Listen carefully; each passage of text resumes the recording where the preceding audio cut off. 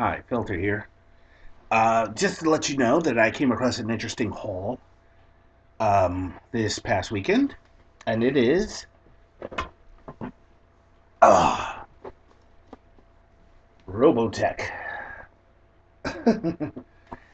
What I have is the original Macross Saga, Robotech Masters, and Robotech The Sentinels.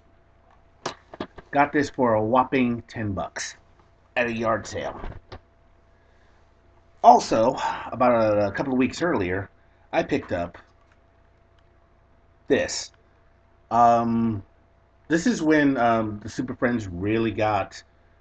I mean, it really got good. I mean, close to the way Justice League is. They did the comics a few years ago, rather the cartoon a few years ago. I mean, this is when it was getting really good. We saw the robotic Terminator like Brainiac first appear in this. Okay, now the reason I'm looking at this, especially Robotech. Robotech was a nice.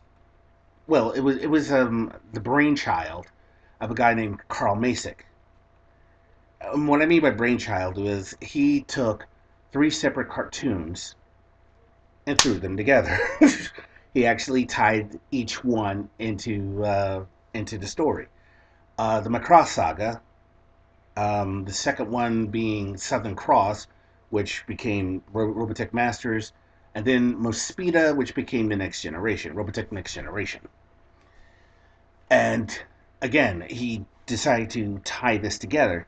Where Sentinels comes in is he decided to really give us a tie-in by establishing everything kind of came into being, and what happened to Rick Hunter, what happened to Lisa Hunter. Unfortunately, that series never picked up, which is a shame because it would have been great. The only other way around that is really to pick up on the books. If you find them at a bookstore or you look on Amazon or eBay, you can find them. Particularly the last book. The last book, there's a funny part in that book that ties into something that happens when the SDF-1 tries to use its jump engines. It it just it just makes everything just so, like I said, it ties everything together, and you'll go, "Oh shit, I didn't know that happened." But I'm going to be most likely binge watching this for the next couple of days because I haven't seen this series pretty much in, oh gosh, maybe 15 years now. 15, 20 years. No, it's been a long time since I've seen the series. I've seen some of the other things, Macross Plus, and some of the other Macross series. But until then, like I said, I'm just gonna watch this. Um, One of the cool things about this, especially the Macross saga, was how soap opera it was. You had you had a pilot, you had a pop star, you had a military brat, if you will. She was an army brat who was also in the military, and this love triangle that forms around it, all in the midst of war. I mean, actually, there are several episodes in which there is no war, there's no fighting. It's just a dialogue between the characters.